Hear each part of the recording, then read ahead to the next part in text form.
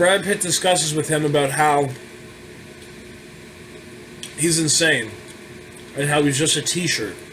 I remember that line. He said, "You're nothing but a t-shirt." And Brad Pitt is ridiculing him now that he's been apprehended and saying that there's no way that his work is ever going to be remembered for anything other than just being a psychopath killer, and that he's wrong. And Kevin Spacey interjects in between Brad and Morgan when Morgan asks if he thinks that he's doing God's work. And based on the 7 deadly sins, obviously, this always leads back and resorts to the biblical sense. And Morgan Freeman says, "Do you believe you were doing God's work?" And Kevin Spacey says that God works in mysterious ways.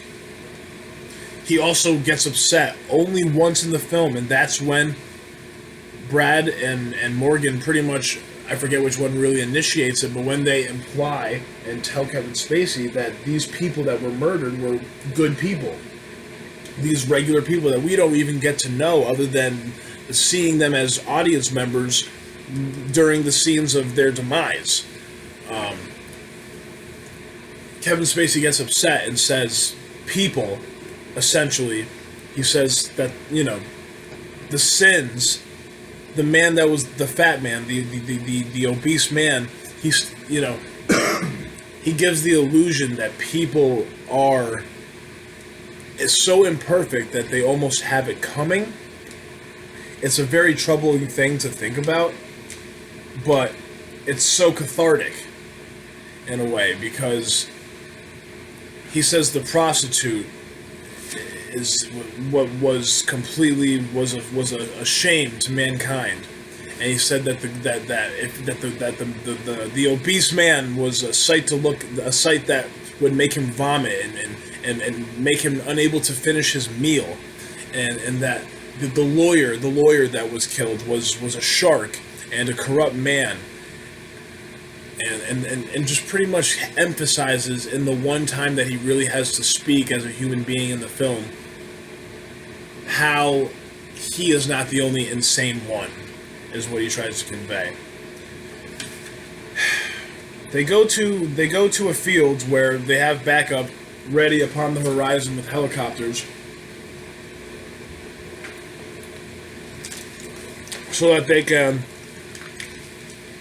recover the body and put Kevin Spacey away in prison for good. Excuse me. I'm just finishing up this Chinese.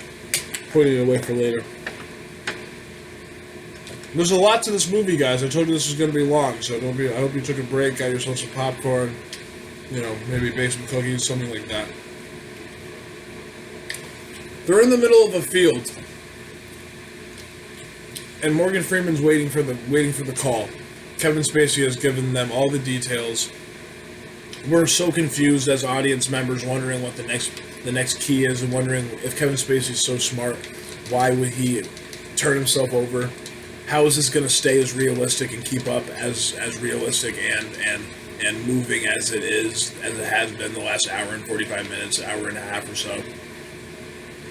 And a truck emerges. Long story short, a truck emerges in the distance, speeding down in the desert, in the middle of this empty desert, towards Morgan Freeman. And he calls off the reinforcements because of the truck.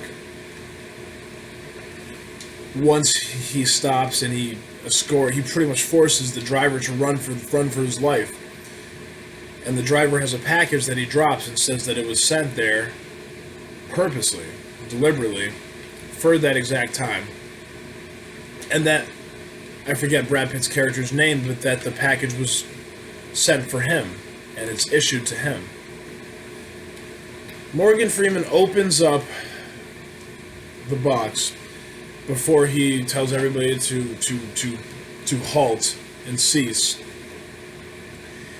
And Brad Pitt is being told by Kevin Spacey that he always was admired by Kevin Spacey, and that Kevin Spacey always wanted to live his life, and Brad Pitt is very confused at this point. Kevin Spacey initially says this, and then as Morgan Freeman's running towards him, Kevin Spacey admits that he was the last part of the 7 deadly sins and that he had committed envy.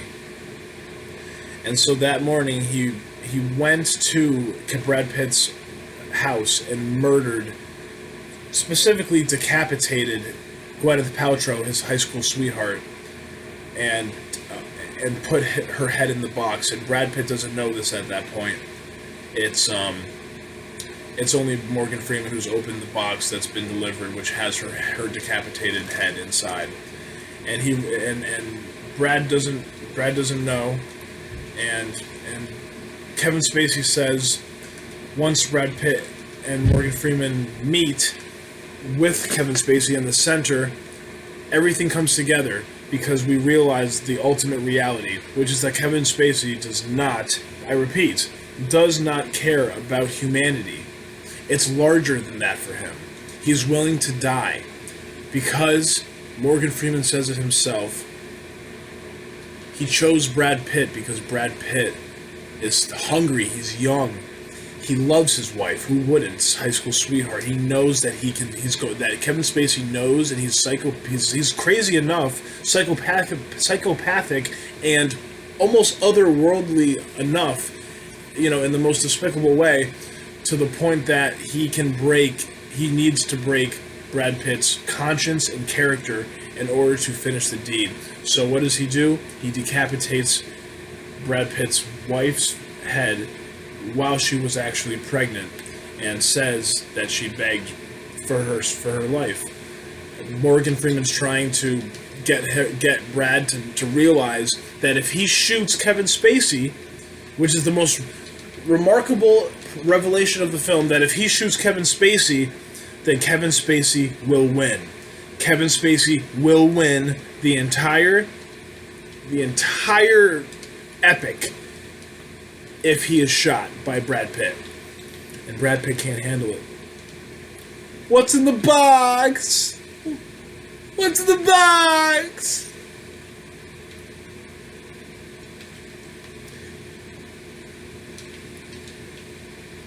He shoots Kevin Spacey like 6 times and kills him. And he's never the same after that. The movie's actually very close to over by the end of that.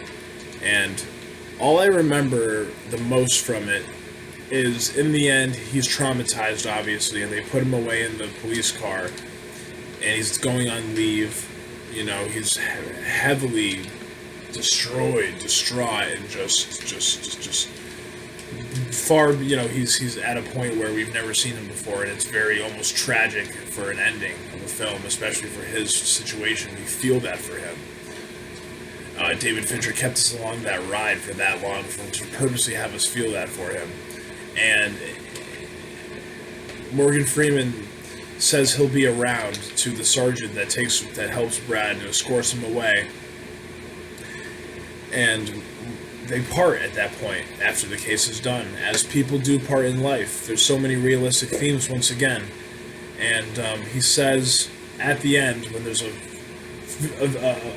shot of the horizon, he says, quoted and voiced by Morgan Freeman, but written by Ernest Hemingway. Ernest Hemingway once wrote, "The world is a beautiful place," or I believe it, "the world is a perfect place and worth fighting for."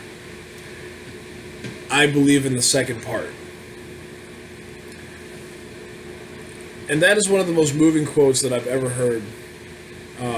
The world is a perfect place and worth fighting for. I believe in the second part. The words of Ernest Hemingway, voiced through Morgan Freeman. There's nothing more profound or real than the truth that even though god-awful things happen in this world that we see every day, that is one of the main messages that is so compelling about 7.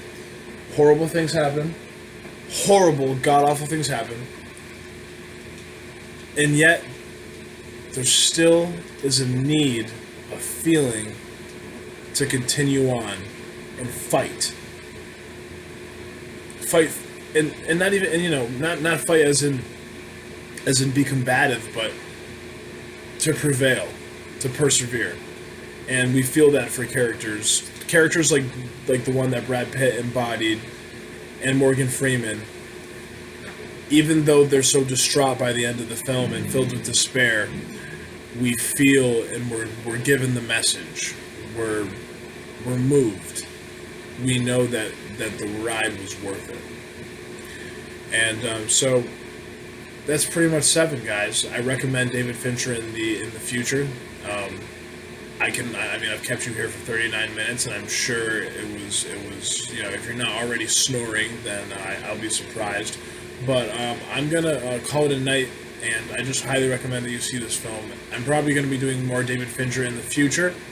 I'm going to do an update in a couple days, reaching out to a collaborator of mine, a colleague of mine.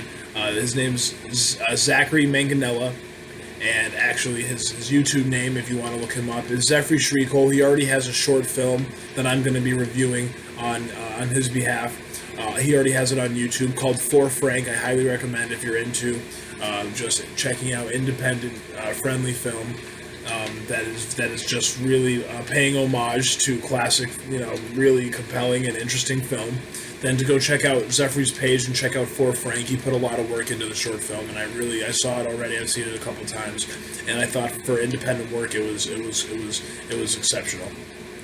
So I'm going to be doing something for that. I'm also going to be updating and putting up one of my own first experimental short films that I have done. I did about 6 months ago, and it's called Sisterhood, and it's really just an experimental film, but you're going to hear a lot more about that in videos to come. Thank you very much, and I hope me and Seth have been good company for you, and yeah, make sure you immerse yourself in actual good film, and don't be afraid to watch a real thriller like Se7en. Thank you guys, good night. Trash.